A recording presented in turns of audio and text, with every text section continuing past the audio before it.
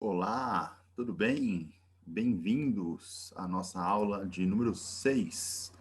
Vamos falar hoje de movimentos bidimensional na cinemática e de alguns movimentos bem específicos que a gente conhece no nosso dia a dia, que são o movimento balístico e também o movimento circular uniforme, nosso famoso MCU.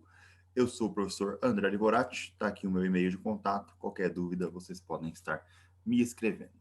Vamos lá começar com o nosso lançamento movimento balístico, né, o famoso lançamento de projéteis. Então, basicamente, né, a gente tem uma trajetória de parábola no plano XY. A gente reconhece isso, né? Basicamente aí, acredito que todo mundo aqui na vida já jogou o joguinho do Angry Birds, ok? No Angry Birds, os passarinhos fazem lá sempre uma trajetória parabólica quando eles são atirados pelo estilingue. Então, eu posso considerar isso como sendo um lançamento de projéteis, né? Ou um movimento do tipo balístico.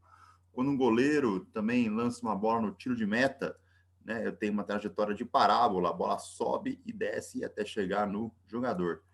E para quem é idoso o suficiente como eu, né, ou boomer, né, vamos dizer assim, da vida, certo? Jogamos aí o jogo do Bang Bang no Windows 3.11 ainda, lá na década de 90. Muitos de vocês nem têm nascido ainda.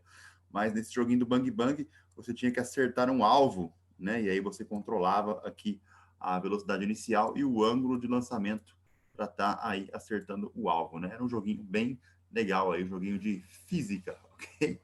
E, basicamente, o que acontece? Nesse lançamento de projétil, né, no movimento balístico, o movimento em cada eixo, tanto no eixo vertical quanto no eixo horizontal, ele ocorre de maneira independente. Ou seja, no eixo X, o movimento é do tipo uniforme. E o movimento uniforme ele ocorre, como a gente sabe, com velocidade constante. Já no eixo Y, a gente tem um movimento do tipo uniformemente acelerado, que é aquele movimento que ocorre com aceleração constante e, no caso, a minha aceleração é a aceleração da gravidade, certo? E ao longo do movimento, a gente tem sempre aí os vetores posição e velocidade mudando ao longo da trajetória, né? Lembrando aí que o vetor velocidade é sempre tangente à trajetória e o vetor posição ele está sempre aí relacionado com a origem do meu sistema de coordenadas. Tudo bem? Só para a gente ter uma ideia aqui, ó, né? Nessa figura em preto aqui do meu lado, no canto superior direito, né? Eu tenho aqui um movimento apenas vertical, né? Da bolinha vermelha, né? Perceba que ele é um movimento acelerado conforme o tempo vai passando, né? Em vários instantes de tempo diferentes, a posição da minha bolinha vai aumentando com o passar do tempo, ou seja, eu tenho um movimento que é acelerado. E se eu translado isso, né, no eixo X, você perceba que isso não está mudando a posição vertical da bolinha, né, da bolinha amarela, que foi o lançamento vertical, o lançamento horizontal, né, que a gente chama.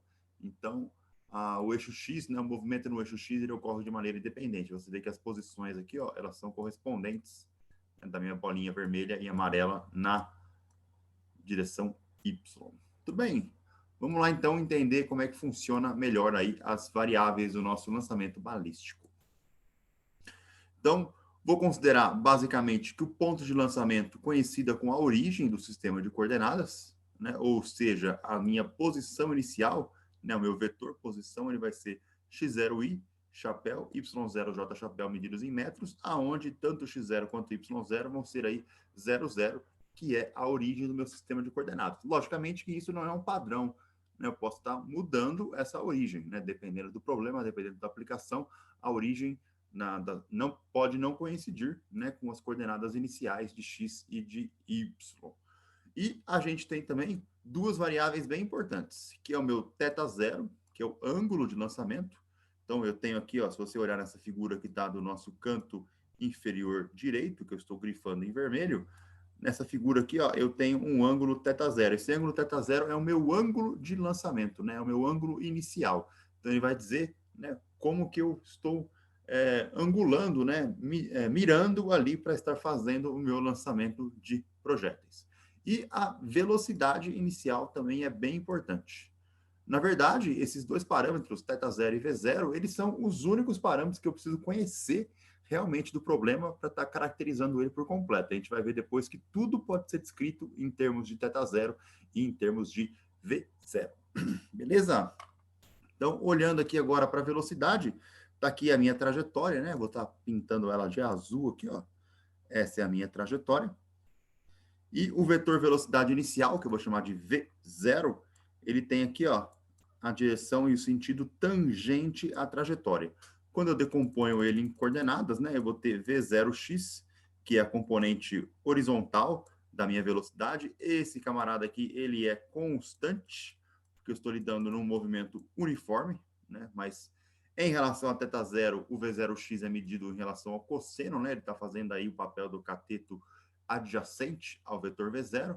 Quando eu traço o nosso triângulo retângulo aqui, em cima desse camarada, ele fica atrelado ao cosseno de θ0. Já o nosso V0y, que é a minha coordenada vertical da velocidade inicial, okay? Ela vai estar apontando para cima, né, justamente porque eu estou subindo. Lembrando que a velocidade acompanha o sentido do deslocamento. Então, se eu estou indo para frente, o meu Vx ele está apontando para a direita. Se eu estou subindo, o meu Vy está apontando para cima. Então, ele está aqui, ó, V0y, e esse camarada, ele é variável.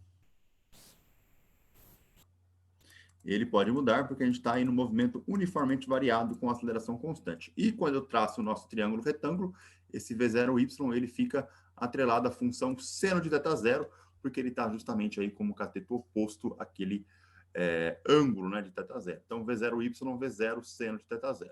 Já a questão da aceleração, então a gente tem aqui que o nosso AX, I chapéu, AY, J chapéu, ele vai ser dado por AX igual a zero, né? Logicamente a gente tem um movimento uniforme, então não tem aceleração no eixo X, e no eixo Y ele vai ser constante igual à gravidade, né? Menos 9,8 metros por segundo, lembrando que a gravidade sempre aponta para baixo na vertical. Beleza? Então essas são as variáveis aí, posição, velocidade e aceleração, que a gente vai estar usando para estar caracterizando o movimento chamado aí de lançamento de projéteis. As equações do movimento, né? Então, no eixo X, como eu tenho um movimento uniforme, a equação vai ser aquela equação do R de X, x0 mais V0 xt, né? Que é a equaçãozinha do movimento uniforme, que a gente já viu aí em aulas passadas. O Vx é constante, que vai ser igual ao meu V0x, e, né, sempre está na direção I chapéu aí, porque eu estou no eixo horizontal, e o V0x é uma constante, né? Esse cara aqui é sempre constante, não muda, né? Perceba que ele vai depender do meu V0 e do meu θ0, ele é uma constante ao longo de todo o movimento. E no eixo Y, a gente vai usar as equações do movimento uniformemente variado, que a gente já viu, né? Então, vou chamar aqui de RY ou de Y de T, tanto faz a notação, né? Aqui eu poderia estar chamando também de X de T, se você quisesse, e aqui o nosso Y de T, ele é o nosso sorvetão, né? Medido em termos de Y, né? Então, é o nosso Y0 mais V0YT, menos GT quadrado sobre 2J chapéu. Lembrando que o menos aqui, ó, eu já estou considerando a aceleração para baixo negativa, né? Então eu não preciso estar colocando menos 9,8, o menos já está embutido. A outra equaçãozinha que a gente tem é a equação da velocidade de Y, né? Ela fica aí V0Y menos GT, lembrando que o menos aqui da gravidade já está incluído o sinal negativo apontando para baixo. Então, essa é a equação da velocidade, aonde o meu V0Y, a gente já viu que ele está atrelado à função seno de θ0, né? Então, V0 seno de θ0. A aceleração é constante, é a aceleração da gravidade negativa, né? Com o sinal de menos aqui. Esse menos já está sendo levado em conta nas contas aqui, né? Então, é importante frisar isso. E também eu tenho a equação auxiliar, a equaçãozinha do Torricelli, né? Ela também funciona aí, porque ela vale para qualquer movimento uniformemente variado. Então, o Torricelli fica como terceira equação adicional do nosso probleminha. Vamos lá analisar o problema. Então, ao longo da trajetória, né, a gente está vendo aí, ó, o vetor velocidade sempre tangente, ok, ó. O Vx sempre apontando para a direita, porque eu estou indo aí para a direita, né? Se eu estivesse indo para a esquerda, né? Se o lançamento fosse ao contrário, da direita para a esquerda, meu Vx apontaria para a esquerda, né? Esse aí é um Vx negativo. O Vy, ele vai mudando, né? Então, esse Vy, você percebe que o módulo dele, né, ao longo do movimento aqui, no início, se eu voltar alguns slides ali, ó, ele era maior no começo, né? Vy. E o Vx, ele tem basicamente o mesmo tamanho, porque ele é constante. Então, o meu Vx vai ser constante, sempre V0x e chapéu, e o Vy vai ser dado pela equação da velocidade, V0y menos GT. Okay? Então, movimento em Y positivo subindo, movimento em X positivo para frente. Um ponto crucial aqui é o ponto de altura máxima. O que, que acontece na altura máxima do meu movimento? Eu tenho a inversão do sentido, né? O meu projétil ele para de subir e começa a descer. Então, nesse ponto crítico, né? Nesse ponto de altura máxima, o meu VY ele é zero. É como se eu tivesse instantaneamente parado na vertical. Porém, na horizontal, isso não acontece. Meu Vx continua constante, ele continua indo para frente. Então, o movimento em Y ele é parado, né? Instantaneamente parado, porque eu estou invertendo o sentido de movimento, e o movimento em X continua indo para frente. Se eu avalio lá na frente um pouquinho, né? Olha só agora, a minha velocidade sempre tangente à trajetória, né? Olha só como mudou já o VY, está apontando para baixo agora. Por quê? Porque eu estou me movendo no eixo vertical negativo, né? Então, o movimento em Y negativo, descendo, e o X sempre constante, né? O tamanho do vetor aí é sempre o mesmo, sempre indo para frente. Então, de novo, Vx constante, que é igual a V0x, e o Vy vai ser dado novamente por V0y menos gt, que é a nossa equaçãozinha da velocidade no eixo y para o movimento uniformemente variado. E se eu analisar um ponto mais para frente, né, olha o vetor velocidade aqui, ele já cresceu, o Vx continua constante, é o mesmo valor constante, positivo, e o Vy, de novo, vai ser dado pela equaçãozinha da velocidade V0y menos gt, J chapéu. De novo, o y descendo negativo, note que esse y aqui, ó, ele é maior do que esse y, justamente porque agora a velocidade está na direção da aceleração. Então, enquanto ele está descendo, eu tenho um movimento que é acelerado. Enquanto ele está subindo, eu tenho um movimento retardado, porque ele está no sentido contrário da aceleração. Então, a gente tem que levar isso em consideração. Por isso que o vetor velocidade em y ele vai diminuindo até que ele chegue em zero e depois ele vem aumentando, né, porque eu estou no movimento acelerado. Então, essa é a ideia aí da nossa análise dos vetores de velocidade ao longo do movimento. Além disso, esse ângulo θ, né, se eu pegar e medir aqui o ângulo θ, para cada instante de velocidade, ele vai estar variando, né? Mas eu consigo descobrir ele a partir da análise de decomposição de vetores, né? Porque o meu Vx é sempre constante. Então, ele sendo constante, eu calculo o Vy, né? Decomponho em termos do θ e analiso em termos do vetor velocidade. Então, dá para fazer essa análise aí com o ângulo θ sempre ao longo do movimento. A equação da trajetória, o que, que é isso? Bom, como a gente está num movimento plano, né, que é um movimento aí XY, né, movimento de parábola, a equação da trajetória vai ser uma função de Y em termos de X, certo? Que é uma equação de parábola. Como é que eu encontro essa equação da trajetória? Então, eu vou estar pegando as duas equações de movimento. O X, x0 mais v0 xt, que é o movimento uniforme, e eu vou pegar a equação de y, y0 mais v0 yt menos gt quadrado sobre 2, que é o meu movimento uniformemente variado. Ok? Então, a partir dessas duas equações, eu vou isolar o tempo em uma delas. Ok? Ó, por exemplo, na equação do x, e vou substituir aqui e aqui. Essa é a ideia aí, a gente encontrar a nossa equação de movimento. Tudo bem? Então, fazendo isso, ó, eu vou isolar o tempo no x, né? Vou considerar o meu x0 como sendo zero, para estar facilitando aí as contas, né? E vou chamar o meu x de t apenas de x aqui. Então, substituindo, vai ficar y de y0, aonde tinha tempo, né? Ó, vai entrar aqui v0y sobre v0x, vezes o x, certo? Que é o que estava aqui nesse camarada aqui antes, todo esse termo aqui. E aonde tinha no meu segundo termo, né, ó, ficava gt quadrado sobre 2, então ficou g sobre 2. Opa, volta o slide. Entrou aqui o nosso tempo ao quadrado. Está aqui o tempo ao quadrado. Fazendo as continhas, né, e levando em consideração que v0y e v0x são, respectivamente, v0 seno de θ0 e v0 cosseno de θ0, né? Aqui aparece também o v0x, que é o nosso v0 cosseno de θ0 elevado ao quadrado, certo? E aí a gente consegue obter que y de x é o meu y0 tangente de θ0x menos g sobre 2, x quadrado sobre v0 ao quadrado cosseno ao quadrado de θ0. Perceba que isso daqui é uma equação de segundo grau e ela depende das variáveis das condições iniciais apenas de v0 e de θ0, se eu considerar que ela saiu da origem, né, aonde o meu y0 seria zero. Então, ó, as variáveis estão aqui, ó, θ0 e v0, né? O resto, g é constante, né? E x é a minha variável que eu estou lidando aí com uma função de y de x. Se eu comparar essa equaçãozinha com uma equação de segundo grau, que é aquela equação de c mais bx mais ax quadrado, né? A gente vai ter que o c é o y0 que na grande maioria dos casos vai ser zero, né? Se eu estiver aí saindo da origem. O B é a minha tangente de θ0, e o A é essa constante negativa, né? Menos G sobre 2 vezes zero quadrado, cosseno quadrado de θ0, né? Por que o A é negativo? A minha parábola é de boca para baixo, né? Então, sempre é a constante que acompanha o termo quadrático, né? Ela tem que ser negativo para essa parábola estar aqui de boca para baixo, né? Tá aqui triste aqui o nosso amigo parábola. Tudo bem? Certo, galera? Maravilha, jovens. Tudo certinho?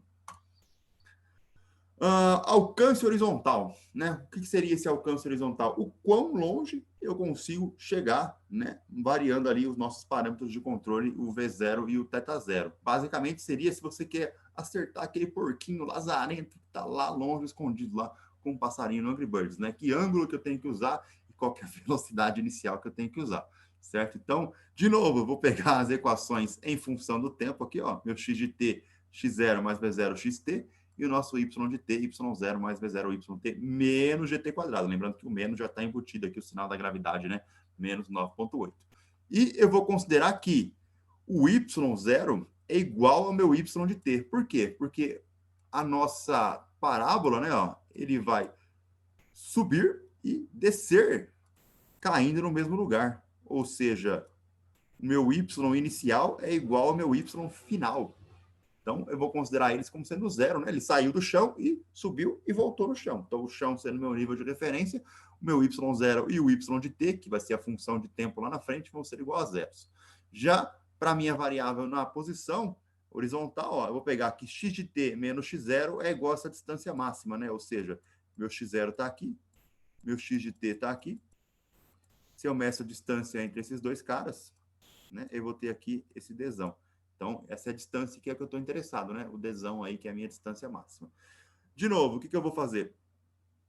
Eu vou pegar, como o meu y0 vai ser zero, né? Então, esse cara aqui é zero, esse camarada também é zero, né? Os dois aqui somem, e aí eu consigo estar trabalhando, né? Ó, passo a gravidade para o outro lado, ficou v0yt igual a gt quadrado sobre 2. Posso simplificar os tempos, né? Ó, corta ao quadrado aqui com esse t aqui, e eu encontro que o meu tempo é 2v0y sobre g.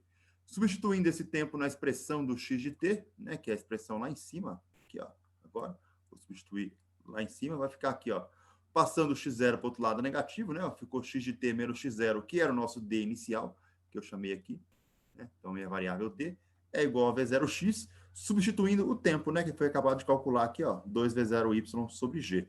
Com isso, a gente chega aqui, a distância é v0 ao quadrado, 2 seno θ0, cosseno θ0 sobre g.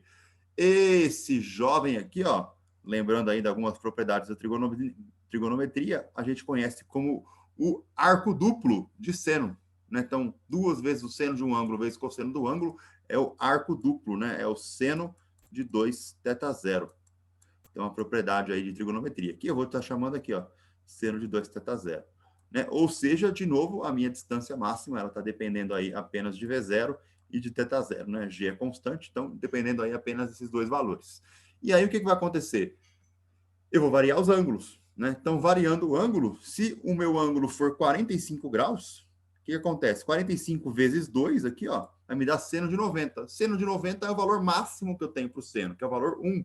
Lembrando que a função seno, né, ela tem aí imagem na função entre menos 1 e 1, né, podendo variar aí nesse intervalo. Então, o valor máximo seria 1, que acontece no seno de 90, né? Mas como eu tenho um arco duplo, isso vai ser máximo sempre para 45 graus. Então, tá aqui, ó, o meu 45 graus. É um valor máximo, né? Minha distância horizontal máxima.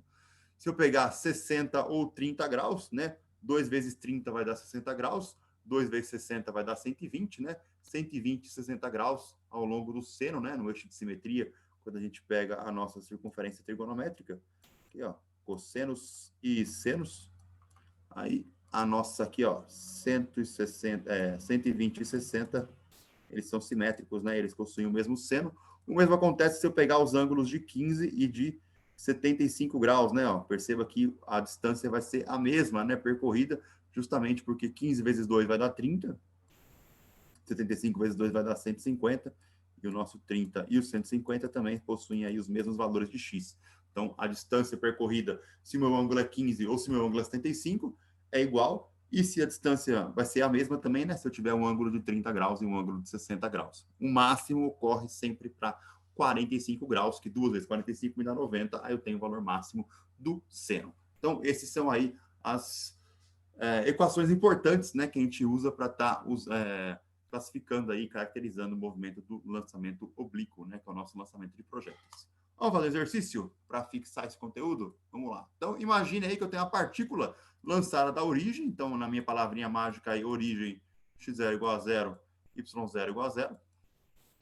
Aonde a velocidade inicial é 10 metros por segundo e o meu θ0 é 60. Lembrando aí, ó, ele me deu só de informação a origem, a velocidade inicial e o ângulo inicial. Então, a partir disso, eu vou conseguir encontrar basicamente tudo que a gente tem aí. Ok? Então, ele quer que a gente calcule qual é o y máximo, qual é a altura máxima do movimento, qual é a distância máxima do movimento, qual é o vetor velocidade para o tempo 1 segundo e qual que é a equação da trajetória. Vamos lá fazer isso no papel, juntos. Então, primeiro, ó, tá aqui o meu movimento, né? Ó, então, eixo Y, eixo X, ele sai da origem, faz aqui a minha parábola de boca para baixo, né? A altura máxima se encontra nesse ponto aqui. E a minha distância está aqui, ó. Essa é a distância máxima que ele está percorrendo. A gente vai calcular essa distância máxima. De novo, meu vetor velocidade inicial, V0, ele é dividido, né? Ó, quebrado aqui na decomposição de vetores em V0x e V0y, aonde o V0y está relacionado com o seno de 60, né? Então, V0y, V0, seno de 60. Seno de 60 é raiz de 3, então 10 vezes raiz de 3 sobre 2 é 5 raiz de 3. E o V0x está relacionado com o cosseno de 60, cosseno de 60 é meio, né? Então 10 vezes meio dá 5 metros por segundo. Então a gente já tem aí as duas velocidades iniciais definidas. Para achar o y máximo, eu vou considerar aquela propriedade, né? Que na altura máxima o meu Vy ele é zero. Né? Então eu vou usar o Torricelli já logo de cara. Se eu não tenho tempo, Torricelli usarei, né? O famoso sem tempo, irmão, né? Já dá o drift aí para o Torricelli. Então, fazendo aqui a nossa análise na equação do Torricelli, ó, Vy ao quadrado, V0y ao quadrado, menos 2G delta y. Lembrando que o delta y vai ser a minha altura máxima, justamente que vai ser a diferença, né, entre o ponto mais alto e o ponto aqui zero da onde eu estava saindo. Considerando que o V0 final é zero, né, que é a minha altura máxima, esse cara é sendo zero, V0y a gente calculou agora 5 raiz de 3, vai ser o quadrado, menos 2, eu chamei o G de 10 aqui para estar facilitando, não façam isso, tá? 2 vezes 10 aqui, eu usei a gravidade igual a 10 para os números ficarem aí mais redondos. Mas faça o que eu digo, não faça o que eu faço, né? Exatamente aí o ditado do professor.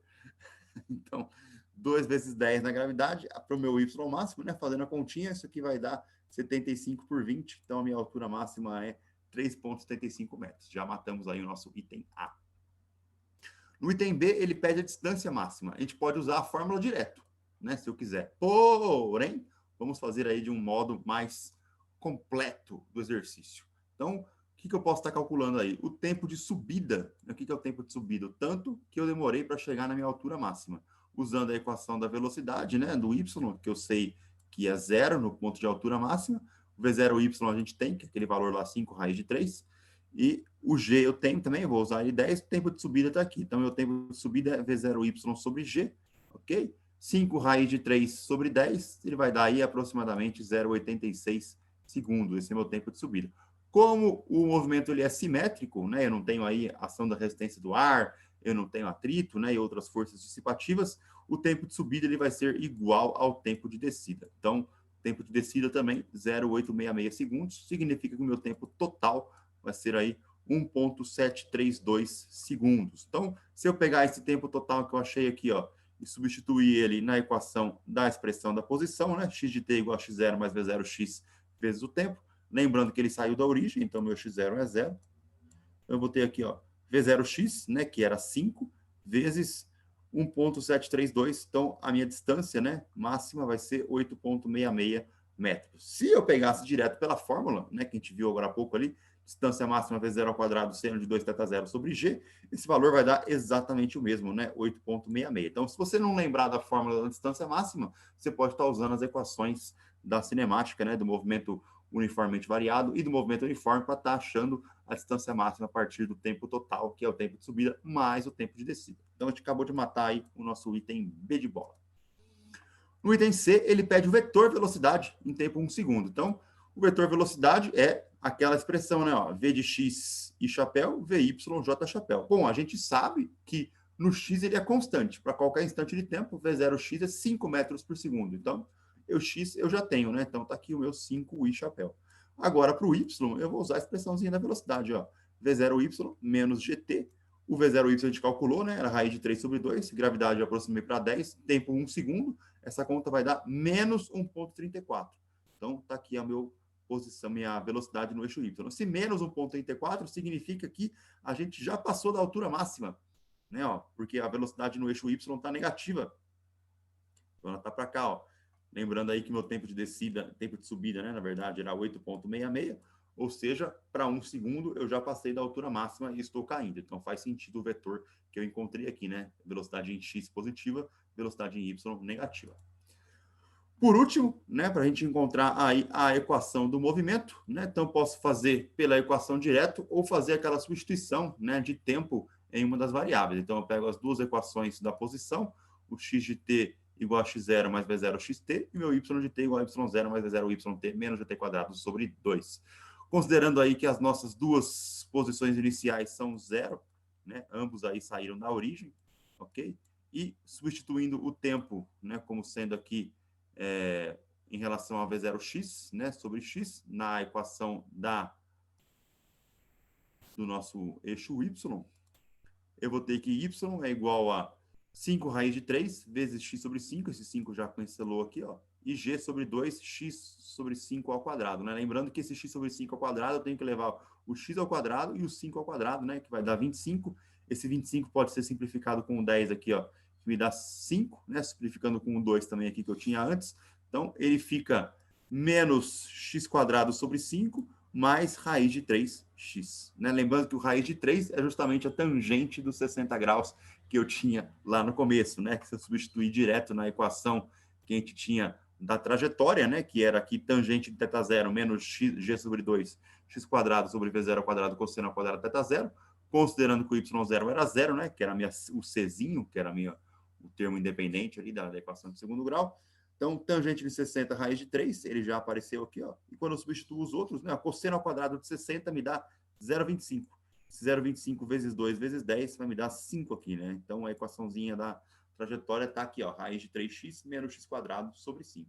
Então, esse aí é o nosso probleminha, caracterizando por completo um lançamento oblíquo, né? Um lançamento vertical de projéteis. Vamos lá analisar outro movimento característico que a gente conhece aí avaliando a cinemática bidimensional, que é o que a gente chama de MCU, movimento circular uniforme. O que significa movimento circular uniforme? Se ele é uniforme, eu tenho que ter alguma coisa constante. Só que no movimento circular, como a gente viu agora há pouco, na aula passada, a velocidade ela está variando de direção e sentido ao longo da trajetória, né? Lembrando que o vetor velocidade é sempre tangente à trajetória. Então, o que tem que ser constante é o módulo da velocidade. Isso é constante. Então, eu tenho aí, ó, se você olhar o tamanho dos vetores aqui, ó, para esses pontos, né? Eles são sempre constantes, né? O módulo do vetor é sempre constante. Já a direção e sentido está variando ao longo do movimento. O vetor velocidade é sempre tangente à trajetória, como a gente já tinha visto. A aceleração, nesse caso, ele vai ser a única aceleração que existe em relação à variação de direção e sentido que a gente viu na aula passada, que era a aceleração centrípeta, apontando sempre radialmente para o centro, né? Tá aqui o meu azinho aqui, ó, radial para o centro em todas as posições da minha bolinha. Okay? A aceleração, de novo, né? Ela é decorrente da variação de sentido e de direção do meu vetor velocidade ao longo do movimento. Além disso, os dois vetores, tanto a aceleração quanto a velocidade, eles são sempre ortogonais, eles vão obedecer a essa propriedade de serem perpendiculares um ao outro. A aceleração é chamada de centrípeta, como eu já tinha dito, e as definições aqui, ó, a minha aceleração, que é a centrípeta, ela vai ser definida como módulo da velocidade ao quadrado sobre o raio, né? Esse valor é constante, o raio é constante, a minha aceleração centrípeta ela vai ser uma constante do movimento também. E o período de revolução, né? Imagine que eu queira calcular aí quanto tempo eu demorei para dar uma volta, né, ao longo do círculo, ele vai ser a distância, né, o comprimento, né, da circunferência, 2πr, dividido pela velocidade. Lembrando que eu posso estar usando aquela expressãozinha lá, o meu ΔX por ΔT. aonde o meu ΔX é o comprimento, né? O 2πr. E o T é o meu período, que é o tempo que eu demoro para estar completando um ciclo, né? Quando eu isolo o período aqui, aí eu obtenho que T é igual a 2πr sobre V.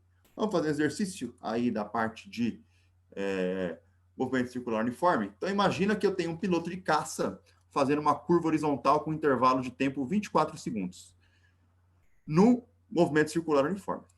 A velocidade inicial do piloto, né, aí no tempo zero, é 400 e 500 J metros por segundo. E a velocidade final é menos 400 e menos 500 J metros por segundo. Note que, né, eu mudei a direção e o sentido dos vetores x e y, né, porém, mas o módulo da velocidade vai permanecer constante.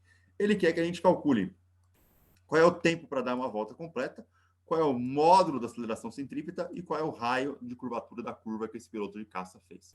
Vamos lá fazer o papel juntos. Então, eu olhando as minhas velocidades, ó, VI 400 e 500 J, né, que é a minha velocidade inicial, e VF menos 400 e menos 500 J. Então, se no meu ponto inicial, né, ambos são positivos, a minha velocidade inicial está aqui, ó, tangente à trajetória. Né? Eu coloquei aqui hipoteticamente que ele estava 400 no eixo X e 500 no eixo Y.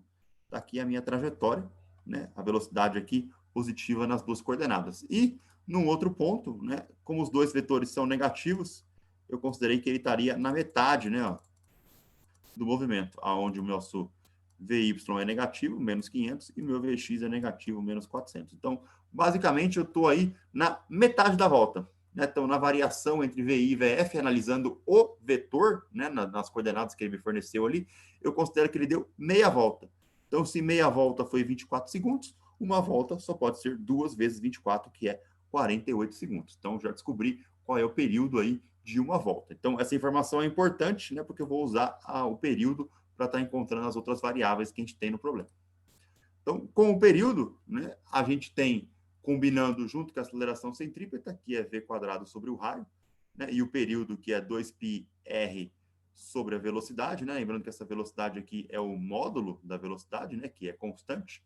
Como a gente não conhece o raio, eu vou isolar em uma expressão e substituir na outra. Né? Então, isolando o raio aqui na aceleração centrípeta e substituindo ele no período, né, eu consigo cancelar uma velocidade, né, fica o meu período 2π sobre v, aceleração centrípeta. Então, a minha aceleração centrípeta pode ser dada também como 2πv sobre o período. E no MCU, a velocidade é constante, eu calculo o módulo da velocidade, então, né, 400 ao quadrado mais 500 ao quadrado tirada a raiz, isso aqui vai dar uma velocidade de módulo 640,31 metros por segundo. Com esse valor calculado, eu posso vir substituir aqui, ó.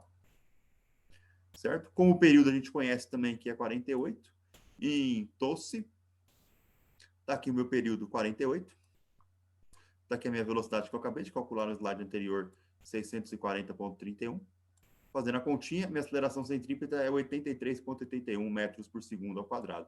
Isso dá aproximadamente 8,4 G, né? Ou seja, aquele piloto de caça, ele está fazendo uma curva sentindo uma gravidade centrípeta, né? Uma aceleração centrípeta igual a 8 vezes a gravidade. Já viram aqueles filmes onde o pessoal está lançando foguetes, os astronautas lá estão submetidos a vários e vários Gs, né? Então o pessoal desmaia, vomita, passa mal, porque a aceleração é muito forte, né? Eu estou numa velocidade muito alta, a aceleração é muito forte, o piloto vai provavelmente desmaiar aí ao longo dessa curva. Por último, para calcular o raio da curva, como eu sei o período e eu sei a velocidade, né, calculados aí nos slides anteriores, então o meu raio é v vezes t sobre 2π. Então, minha velocidade 640,31, tá aqui, ó, e o meu período calculado como 48. Ou seja, o raio da minha curva vai dar 4.891,6 metros, aproximadamente 5 quilômetros de raio da curva. É uma baita de uma curva. Né? Como a gente está falando de um piloto de caça, né, faz sentido esses valores, né? Ele fazer uma curva de 5 km de raio, numa alta velocidade, num curto espaço de tempo, e está submetido a uma aceleração centrípeta da ordem aí de 8 vezes a da gravidade. Beleza? Maravilha, jovens! Esse foi aí o nosso finalzinho do curso de cinemática. Ficam aqui 2 exercícios para vocês estarem brincando, né? Um aí do famoso Emanuel Zacchini, que é o nosso homem-bala, né? Aí ao longo dos tempos, né, em 1939, e também um exercício para a gente brincar com as velocidades ao longo do movimento circular uniforme. Maravilha, pessoal! É isso aí, então. Ficamos por aqui. Um abraço, tudo de bom e até a próxima aula. Próxima aula vamos começar o conteúdo de dinâmica e leis de Newton. Forte abraço. Tchau!